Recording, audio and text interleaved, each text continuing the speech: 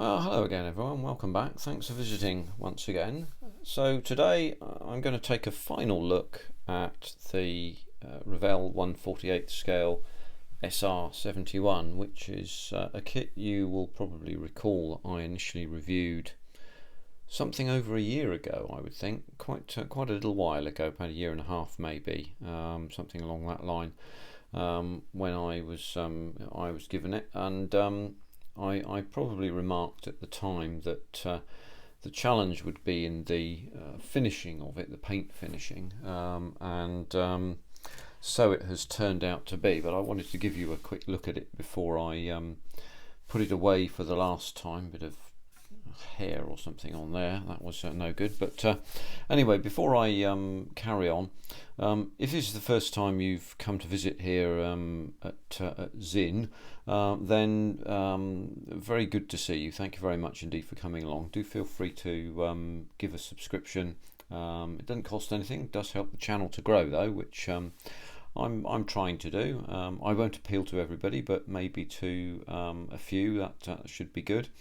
And obviously, as far as the my kit building talents are concerned, you are the judge, and you help me out with that. But anyway, do feel free to subscribe, to like this, or even to comment if you wish to. I'd be more than happy to hear from you. So anyway, as I've remarked, the real challenge in building something like this, which is black when it's finished, is in the finish. It's in completing the job of the paintwork. And as you can see at the moment, I'm looking at the screen right now rather than looking at the kit itself. This is quite a substantial model, and it would help if I didn't bang the stand, that would probably help. But if I zero in, you can get in and see just how large this is. It's I suppose it's about probably 2 foot long, I think, something like that, from one end to the other. So there are obviously some logistical challenges in assembling a kit like this, because the bodywork is built in two sections, a top half and a bottom half. And extends out to the nacelles here on either side, and the cockpit itself actually sits into the bottom section of the fuselage, which I think we can sort of show you that there, the bottom section there, and then you plonk the top section onto the top of it. And I've put an update into the cockpit itself. Let's see if we can show you that. Maybe we can just bring some light to bear on it. And if we look in quite deep there, you can probably just about make out the I think it was Quinta Studios cockpit decal. These are 3D decals, and they're very, very good. I make no mistake about this, and they provide a very significant amount of additional detail that you can see in there. Let's get in a little bit more, and you can probably see. There we go. You know, the dials and knobs and levers and so on in the reconnaissance systems operators, that's the rear cockpit there, are very significant. And if you look at the front here, you can see the flight controls and so on and so forth, and including the throttles there. So it's really very detailed indeed, and they're remarkably simple to put in, to be honest with you. Just lay them on a damp cloth in a bowl, which I tend to do. Just put a piece of kitchen roll into a flat panel there. I can show you what I use actually. Put my brush down there. So essentially something like this, and a piece of kitchen roll which you wet and then just lay into the thing. It retains the water, and you can then lay the decal onto the top of that. And within 15 seconds the decal's lifting and sliding around, so it's actually quite straightforward from there. So the cockpit upgrade was not a challenge at all, to be perfectly truthful with you. You will need to remove the existing detail with a file or a knife. What I tend to use with this is, if I don't drop it, is one of these things which you can set at 5,000 RPM, but it does actually go to 25,000 RPM, which is really quite fast. I'd never used that on 25,000 RPM. It'd probably chip your teeth, quite honestly. But there we are. Yeah, that was the first challenge, and then getting the two halves together was remarkably simple. This is a Revell kit, but it was very nicely designed, very nicely put together. Following that part of it, then it's assembly of the two nacelles. Oh no, before that you have to finish the undercarriage off. So the undercarriage legs will go in these here before you complete the assembly of the two halves. So you do have to get that in. So that's going to make paint finishing just a little more difficult, but not excessively so, to be honest with you. I think the silver interiors of the undercarriage bays are quite a nice little contrast there. Those wheels aren't particularly nicely done, given that they are treated aluminium rubber tyres. But you know, as I say, they look okay. People look at the top, not the bottom, to be honest with you, of a kit like this, of a build like this when it's done.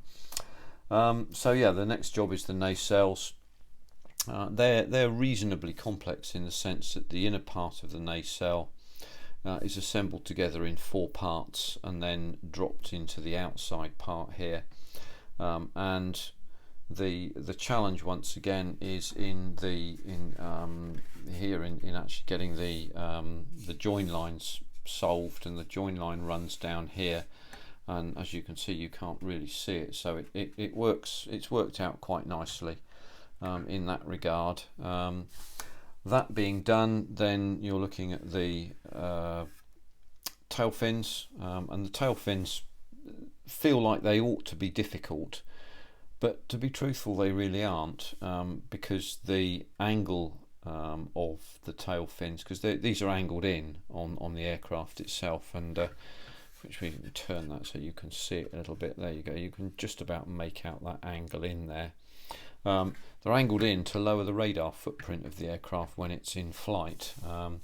And as I say, the angle of the tab that you put into the top of the nacelle here makes it dead simple. The thing in the finishing is to make the joint look alive, quite honestly, and so on. So from that perspective, it's you know, it's relatively straightforward. The final bit of this, which I'm being very, very careful of here, is this pitot head. It's a brass pitot head with a 3D printed additional side-on pitot here that you can see. Let's see if we can show you that. Oh, hello. And yeah, you can just about make that out. There you go, look. It's a reasonably tricky thing to put in because you have to drill into the front of the nose cone, and it's quite difficult to get that absolutely spot on. I managed to do that. It's not quite central, but because it's black, it does tend to disguise itself somewhat. So that leaves us therefore with a kit that you now need to put the canopies on. So I sealed the canopies on with just some PVA or something like that, so that I can do the paint job and you get consistency there. And we're really into the painting of it now, and I used a number of paints, and most of them were Outlaw, but there was some Tamiya. So I started off with Tamiya lacquer paint. I used NATO black because it's not quite as black as this particular black, and put that down, but I mixed it with some Tamiya mixing red. So when you look at the lacquer paint system, it's rather good, and there's a Tamiya mixing red and a mixing blue, and if you mix red to black, it tends to warm the colour up somewhat.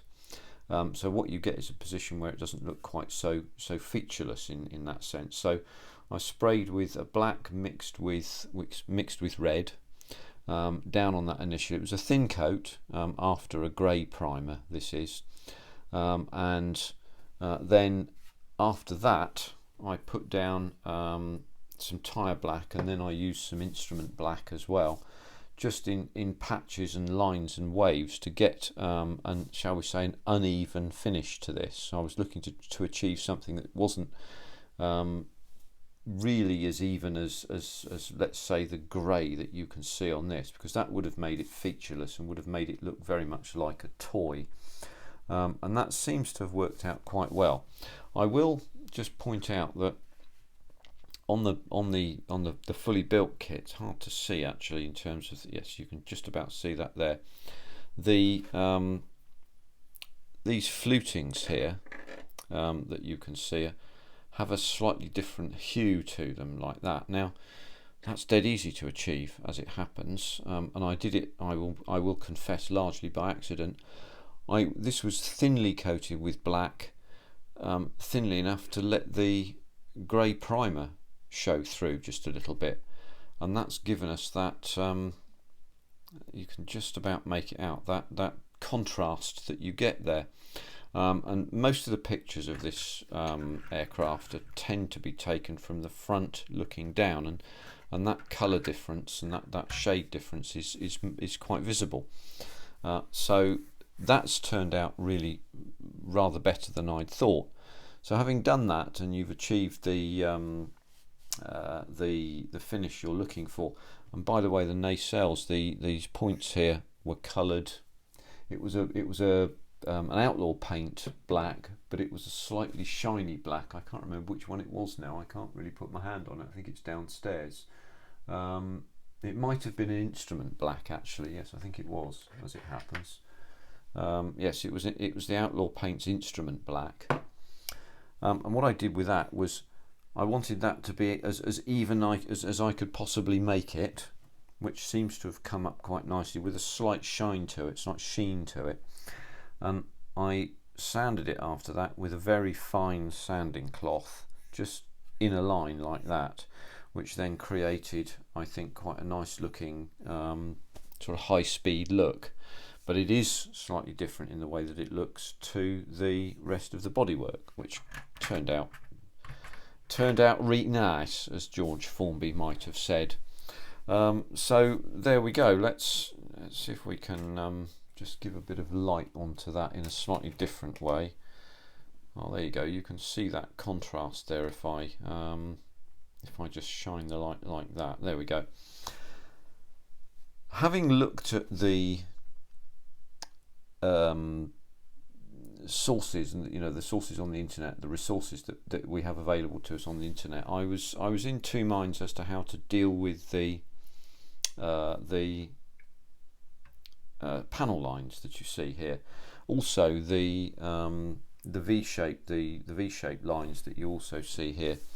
And the first thing I did with this was to address them all with a grey pencil, just a grey coloured pencil, and that's turned out extremely well. And I will show this in something I write at some stage in the not too far distant future, so that you can see, and I will do a direct comparison between what the American Air Force Museum's exhibit of this aircraft looks like compared to the finish I've created. And I can tell you that this, as far as I can see, is really very close to what this looks like. If anything, the original aircraft looks perhaps slightly greyer, but that may just be a function of the light and the way it falls, because you can see this goes from black to grey depending upon the way the light falls on it. So I'm in general quite pleased with this, and all this is just drawing a line down the line here with a pencil. And you can use a small dry brush to just brush it off if you want to, or you can add more and then do that. The other way that you could do it is with an oil paint, but there's a good deal of work involved in that. You can do it, and I've seen people do that, but I've decided to try this technique. And as far as these flutings are concerned, I used grey panel line accent colour, wherever it is. That's the black one, the Tamiya one. There's a grey one sat in my little ditty box here. There you go, that's the stuff there, this grey panel line. and whilst it's still slightly wet, just go across it with a cotton bud, or whatever it is. They can't remember what they call it over the road in America.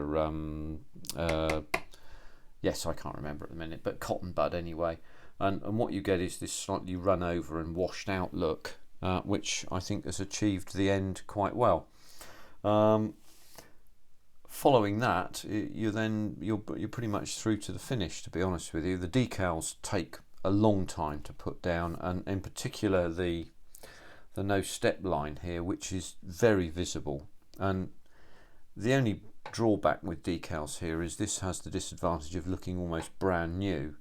But having said that, again, on the original kit, the line is quite striking. Let's put it like that. So what you have in the place of something quite new is something that's really a good contrast for what is a fairly plain surface. Plain, haha. Yeah, there we go. Very funny. But in the end, it's turned out really not too badly. The decals were very easy to use. I know some people have reported that the Revell decals aren't particularly good. These ones here have turned out quite nicely. Those are the ones I was primarily concerned with, to be honest with you, because it's a question of getting them down and then getting them even. But they've turned out pretty good. Oh, bollocks! I mean, damn it! Curses and such like. I've just dropped that on LP1, but there we are. What's that? That's semi-gloss. No, that's black. Yeah, that's just plain black. There we go. So there we go. That's the SR71 for those who want to see it. One of the things I did try on the subsurface, on the lower surface, which I didn't try above, was to accent the grills here, which I've done underneath, which I didn't do on top, except with a pencil. Now I think the ones on the top are subtler and look better as a result of that, to be honest with you. There we are. So just for those of you who are interested, this kit is I've used the same markings as the full-sized variant that's in the American Museum at the Imperial War Museum at Duxford. So that's 17972 with the skunk logo, the Skunk Works logo, I'm quite pleased with it. It's turned out quite nicely. I have found a place to put it, given that it is quite a large kit, and it does look quite imposing. So there we are. That's a final look for you at the Revell SR71, and thank you to you all, by the way, for tuning in on this, this particular little project from my corner of modelling land. I hope it's been interesting for you. I know that some people have built 172 scale versions of this, and they've turned out quite well. I'm quite pleased with this. And before I do go, I just want to just mention a fellow modeller who I don't know how he hasn't got more subs, to be honest with you, because his one particular talent is vignettes and figure painting, and he's extraordinarily good at it. And I'll leave a link in the remarks section for him. And this is Ozzys Scale Modeler Secret. I think he's a Belgian fellow. I hope he will forgive me if that's not correct. But he subbed to me quite early on, and I've kept an eye on his work, and it's really well worth looking at. I think you can learn something a great deal, in fact, if you go and look at what he does with figures. The detail is extraordinary, the finish is exquisite. It's really, really worthwhile looking. So give him a look up. Tell him that Zin sent him, or Zin sent you, and let him know that you like what he does. Anyway, as far as I'm concerned, that covers this off for today. And thanks very much for your time. No actual building today, but a little bit of a look at a finished kit. And I know this is something I don't often do, to be honest with you, and I really ought to do some more. So there we go. thanks indeed for coming along and having a look in today, and look forward to seeing you on the next one, and wish you all the very best of luck.